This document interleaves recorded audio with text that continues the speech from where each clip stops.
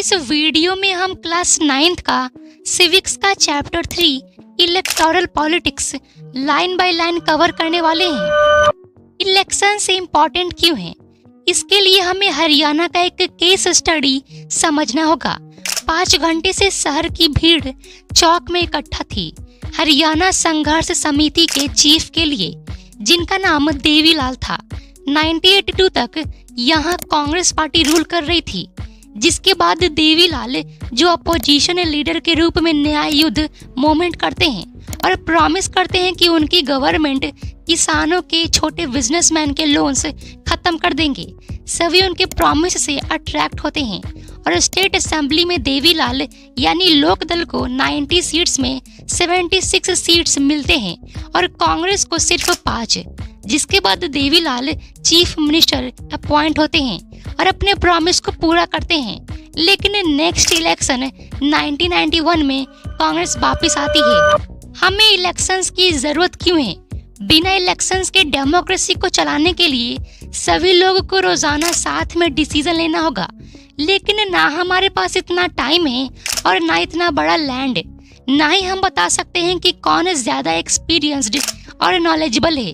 तो यहाँ से हमें इलेक्शंस का डेफिनेशन मिलता है। ये एक ऐसी मैकेनिज्म है जिससे लोग अपने रिप्रेजेंटेटिव्स को रेगुलर इंटरवल्स पर चुन सकते हैं। वोटर से चूज करते हैं कि कौन लॉ बनाएगा, कौन डिसीजन लेगा और किसकी पॉलिसीज आगे गवर्नमेंट को गाइड करेगी। एक इलेक्शन से डेमोक्रेटिक कैसे बनती है? 1 वोट 1 वैल्यू के लॉ से। पार्टीज और कैंडिडेट्स इलेक्शन से कंटेस्ट करने के लिए फ्री हैं। इलेक्शन से रेगुलर इंटरवल्स पर होने चाहिए। कैंडिडेट्स को पीपल प्रेफर करेंगे और elections free and fair manner में कंडक्ट होने चाहिए। क्या पॉलिटिकल कंपटीशन अच्छा होता है? तो इसके कई डिमेरिट्स हैं, जैसे इसी सोसाइटी में सेंस ऑफ फैक्शनलिज्म आता है। लीडर्स एक दूसरे पर एलिगेशंस लगाते हैं और कई पार्टीज तो जीतने के लिए डर्टी ट्रिक्स का यूज करते हैं। इसको कम करने के लिए हमें पॉलिटिकल लीडर्स का नॉलेज इम्प्रूव करना होगा। उनके काम के बेस पर उन्हें रिवॉर्ड या पनिशमेंट देना चाहिए, जिसे हम पीपल डिसाइड करेंगे। अब समझते हैं इलेक्शंस के सिस्टम को। हर 5 साल पर लोकसभा और विधानसभा में इलेक्शंस कंडक्ट होते हैं। ये इलेक्शंस 2 तरह से हो सकते हैं। अगर इलेक्शंस सारे कंस्टिट्यूएंसीज में सेम टाइम पर होती है तो उसे जनरल इलेक्शंस कहेंगे, लेकिन कभी कभी किसी लीडर के डेथ या रिजाइन करने के कारण वैकेंट सीट को भरने के लिए सिंगल इलेक्शंस होती है, जिसे बाय इलेक्शन कहते हैं।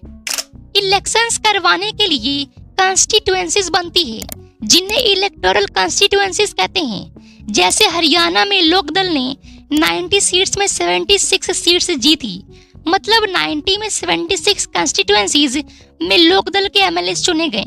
हमारे कंट्री में 543 कॉन्स्टिट्यूएंसीज हैं। कॉन्स्टिट्यूएंसीज के रिप्रेजेंटेटिव्स को मेंबर ऑफ पार्लियामेंट यानी एमपी भी कहते हैं, जिसका एरिया वहाँ के पॉपुलेशन पर डिपेंड होती है। कॉन्स्टिट्यूएंसीज के इलेक्टेड रिप्रेजेंटेटिव को मेंबर ऑफ लेजिस्लेटिव असेंबली या एमएलए भी कहते हैं, जो फिर एमपी कहलाते हैं। ये बात पंचायत में भी है। हर गांव और शहर के वार्ड्स होते हैं। इन कॉन्स्टिट्यूएंसीज में कुछ ऐसे भी सीट्स हैं जो रिजर्व्ड होते हैं, जिन्हें रिजर्व्ड कॉन्स्टिट्यूएंसीज कहते हैं। ऐसा सोसाइटी के दबे हुए कम्युनिटी के आवाज को उठाने के लिए किया गया है, जिसे इंडिया मोर डेमोक्रेटिक कंट्री दिखता है। जैसे कि शेड्यूल कास्ट के लिए 84 सीट्स, शेड्यूल ट्राइब्स के लिए 47 सीट्स रिजर्व्ड हैं एज पर 26 जनवरी 2019। लोकल लेवल पर भी पंचायत में ओबीसी के लिए सीट्स रिजर्व्ड होती है। 1/3 सीट्स वुमेन के लिए पंचायत और म्युनिसिपैलिटीज में भी रिजर्व्ड होती है। इंडिया के इस मैप में ये बताया गया है कि सभी सीट्स डिफरेंट कम्युनिटीज में कैसे डिस्ट्रीब्यूटेड है। तो यहाँ तक हमारा इस चैप्टर का फर्स्ट पार्ट कंप्लीट होता है। सेकंड पार्ट के लिए चैनल चेकआउट जरूर करना।